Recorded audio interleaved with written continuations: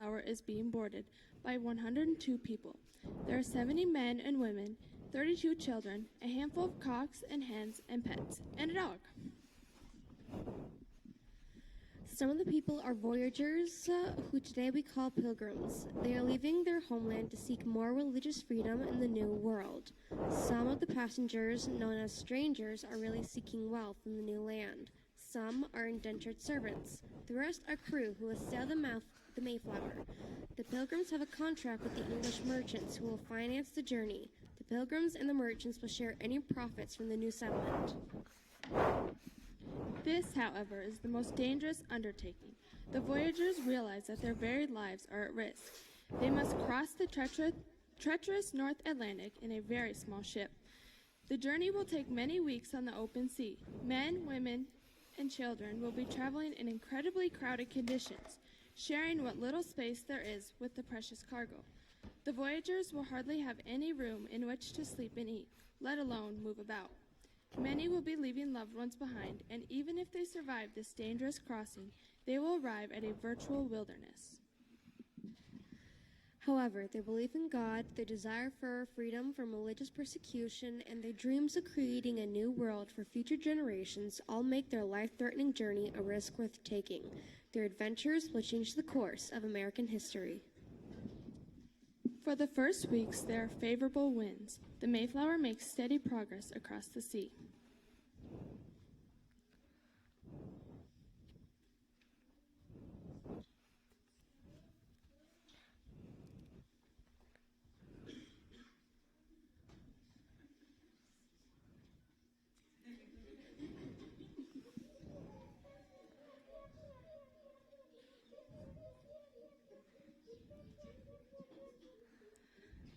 Unfortunately, even in good weather, the conditions on board ship are miserable. I'm not feeling well, Linus. I'm not either, Charlie Brown. How much farther do we have to go?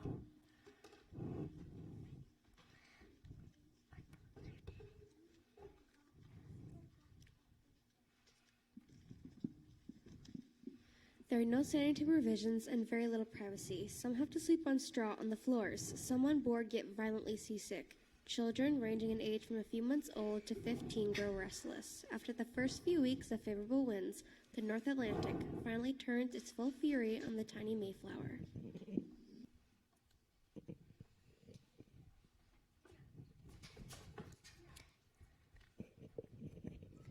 Oh no, it's another wave. Look out! Oh no, I'm allergic and I'm so cold. I just want to go home.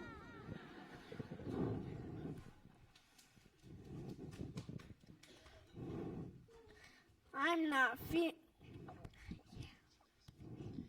Damaging crosswinds and violent storm continue straining the Mayflower to the breaking point. The passengers are forced to stay inside in the foul-smelling cabins. I'm not feeling well, Linus. I'm not either, Charlie Brown. How much farther do we have to go? I'm not sure. I think someone said we are about halfway. Oh, no! Come on, Charlie Brown, shape up. You can't let this little wind bother you. The storms become so violent that the crew is forced to halt the ship and go short sail or no sail at all. This keeps the sails from ripping apart. But now the Mayflower is like a cork, bobbing up and down, helpless, on the great ocean.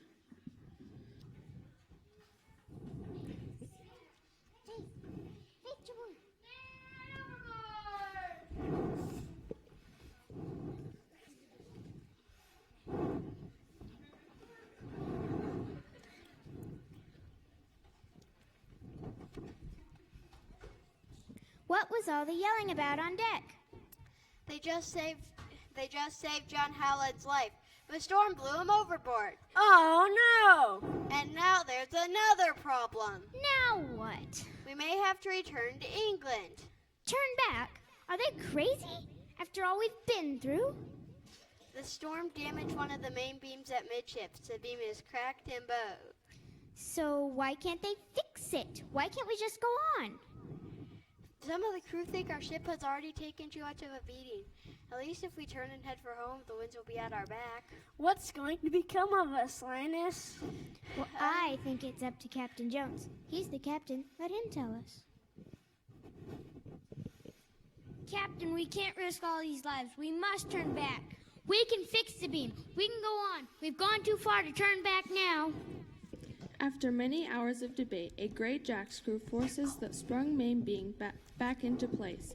There it is, secured to the timbers. A post is placed under the main beam to brace it.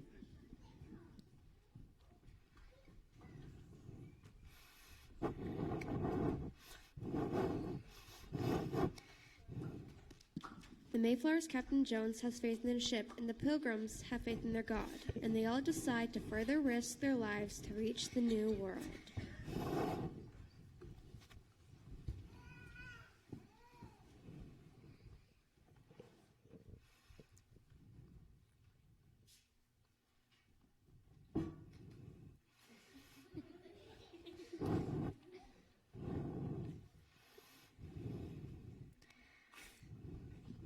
The date is November 9th, 1620. It is daybreak.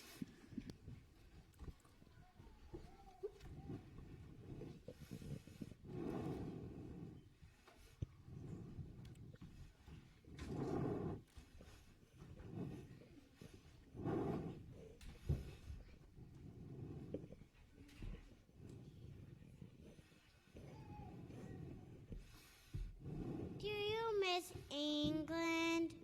I really miss my grandfather and grandmother. Boy, I really miss my friends. I wonder if there'll be any children in the new world. My mother and father seem worried. This must be a really dangerous trip.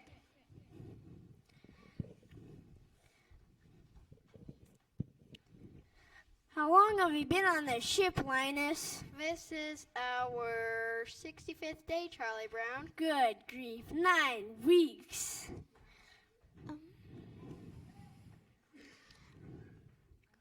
I'm going to have a long talk with whoever planned this trip. Do you think we're going to make it, Linus? I hardly have any strength left. Charlie Brown, we have to keep faith. A bath and some new clothes wouldn't hurt either. A lot of the others are starting to give up. They don't think we'll ever get there. But we have to get there, Why is that, Lucy? because I have to lodge all of my complaints about this terrible trip.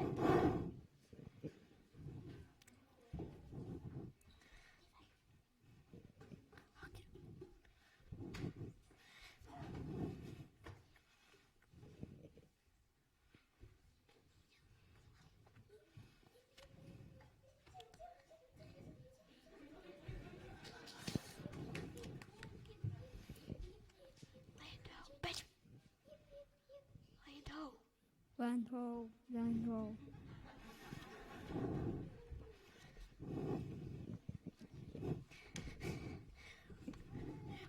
We made it, Charlie Brown. We made it. We did it, Lucy. We did it. We crossed the great ocean. Just point me towards the suggestion box. I've got a few choice words for the captain of this ship.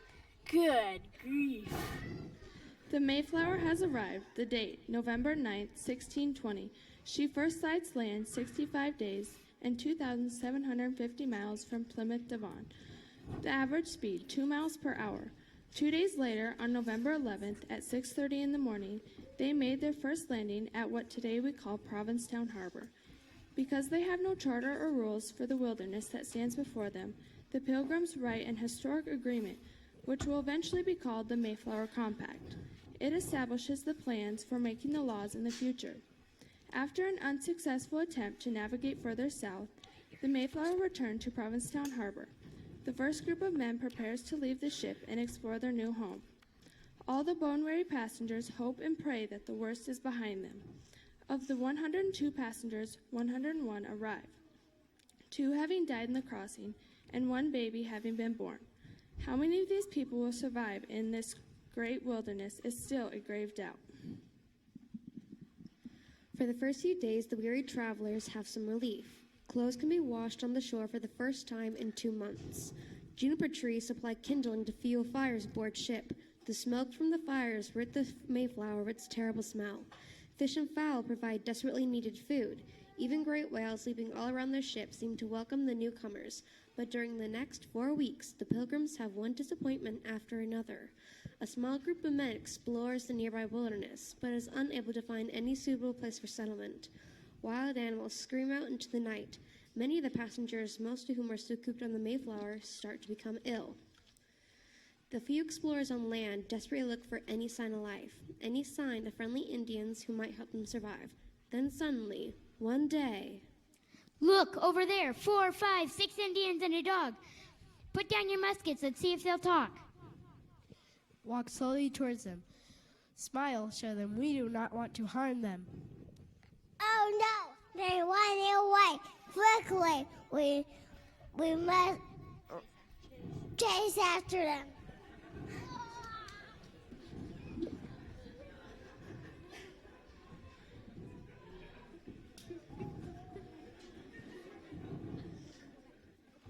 The explorers try to find the Indians, going at least 10 miles inland, but the Indians have vanished.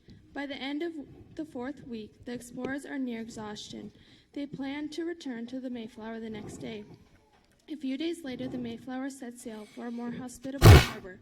Discovered earlier by the small band of explorers, several passengers have died during this stay at Provincetown, which the Mayflower leaves on December 15th. They lay anchor in Plymouth on December 16th.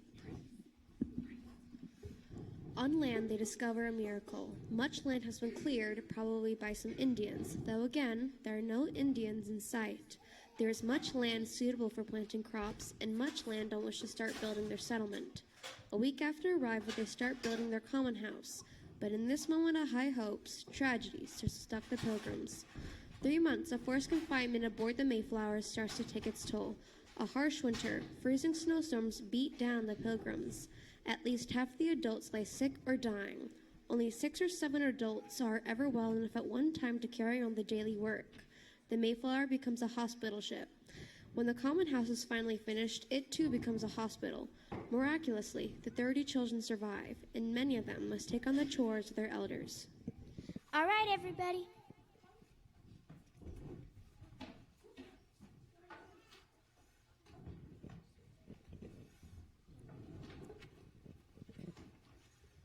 All right, everybody, listen up. These will be your chores for today. Charlie Brown and Linus, you get the wintergreen and chickerberries. Snoopy and Woodstock, you get the drinking water. Peppermint Patty and Marcy, you get the kindling. Sally and I will stay here and try to patch up some of these clothes. Everybody meet back here within 2 hours. And who put you in charge, Lucille? Captain Miles Standish, that's who. People with pretty faces are always put in charge.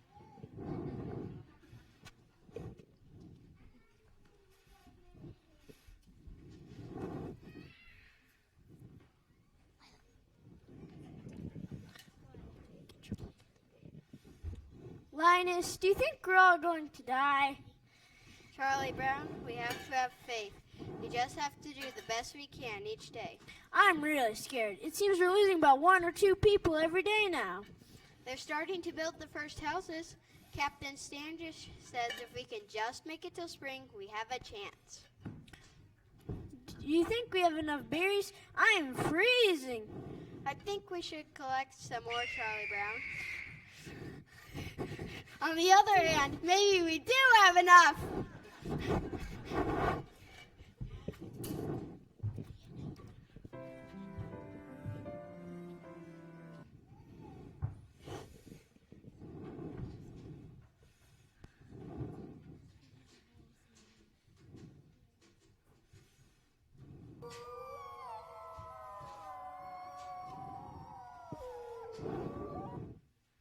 I'm afraid of the wolves, ma'am. Forget the wolves, Marcy. I'm afraid of the Indians, ma'am. Forget the Indians, Marcy. Besides, we haven't seen any since we landed in this harbor.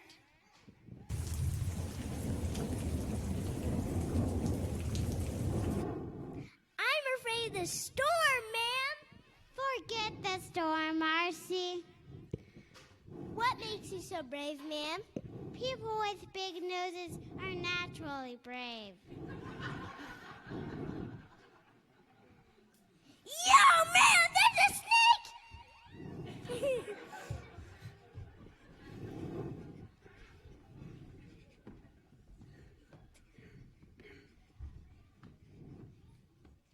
We can stop running now, ma'am. Why is that? I made it up, ma'am. There really wasn't a snake. Marcy! But thank you, ma'am. For what? I'm not afraid anymore. Why is that? The way we outran that snake, I think we can outrun anything alive. Marcy, you are weird.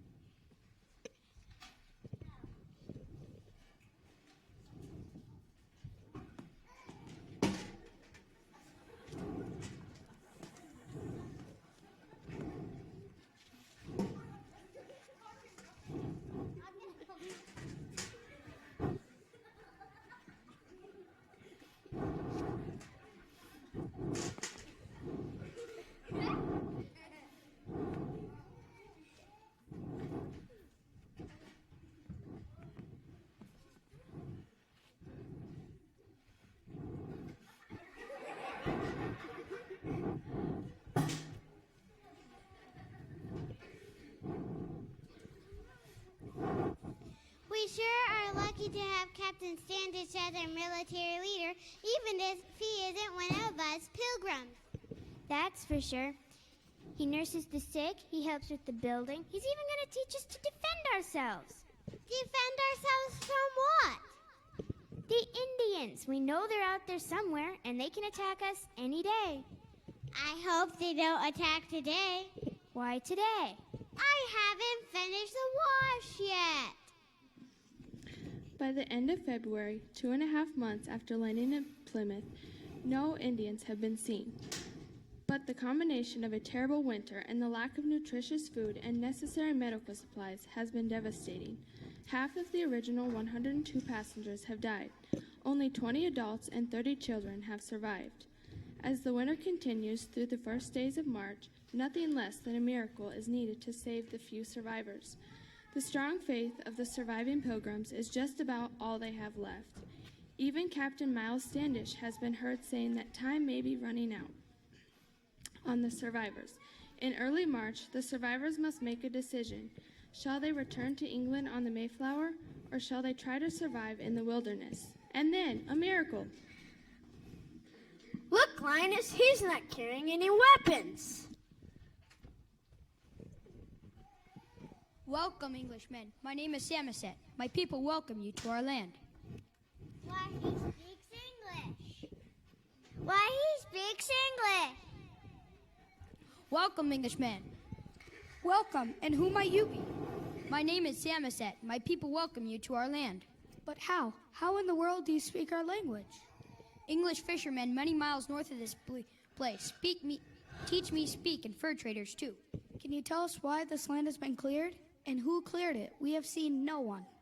This land is the land of the Patuxent tribe. They cleared land here. But where are they? All died. A terrible plague around 4 years ago. Everyone died? Yes, young man, except for one man.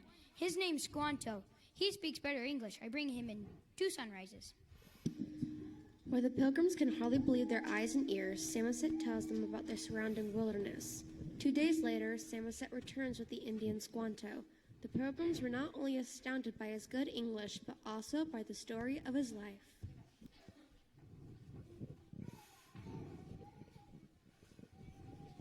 I was kidnapped from my land here by Englishmen many years ago. They took me to Spain, but some friendly monks helped me escape to England. I served a wonderful man there who also had me learn English and finally gave me my freedom to sail back here to my land. Squanto, we need much help. Many of our people have died. Many of us feel that we should return to England this very month. Is there any way you could help us? This is the land of my people. people. I am the last of our tribe. I wish to remain if you so wish it too. Linus, it's a miracle. Let's hope so, Charlie Brown. Throughout March and April, Squanto teaches the Pilgrims the heritage of his fathers. I am going to teach you how to plant maize. We will start by catching some fish. What do fish have to do with planting corn? First we will catch them. Then I will... At this time of year, the fish swim up... This is the time of year that fish swim upstream. Look, Linus, hundreds of fish. They are called alewives. What about the corn planting? First we will catch them. Then I will show you.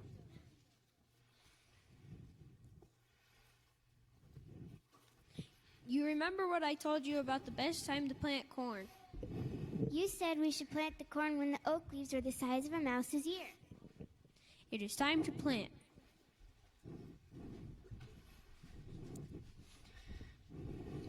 Now, we will dig the earth into 6-foot squares and heap the earth into small hills and place 2 or 3 kernels on each hill and place the fish on each kernel. We do? We call it food for the plant. It makes soil better. The next 6 months pass quickly. There are no more deaths, and 7 more one-room homes are completed. Many months before, Samoset and Squanto had introduced the Pilgrims to the great Indian chief Massasoit, who ruled the Indians of the region. Chief Massasoit and the Pilgrims have signed a treaty of friendship and of mutual assistance, a treaty that will last over half a century. And finally, in September and October, the most bountiful harvest the Pilgrim farmers have ever seen.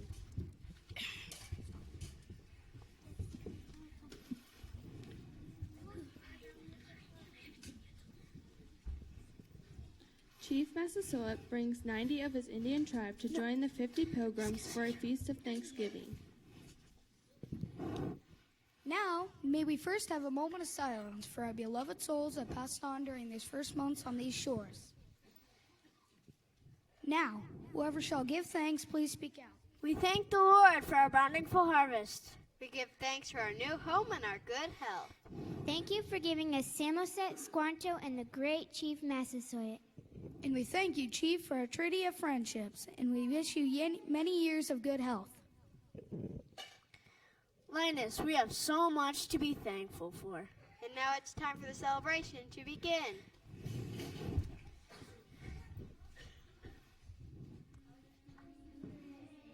God from whom all blessings flow, praise him all creatures here below.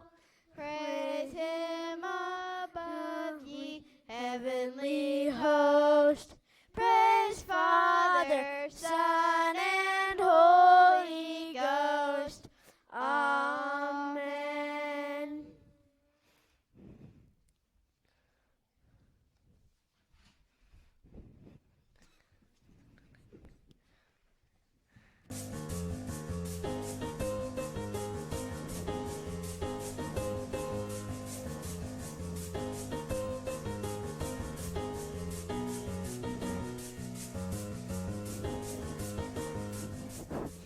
There are still a few of your customs that I do not understand.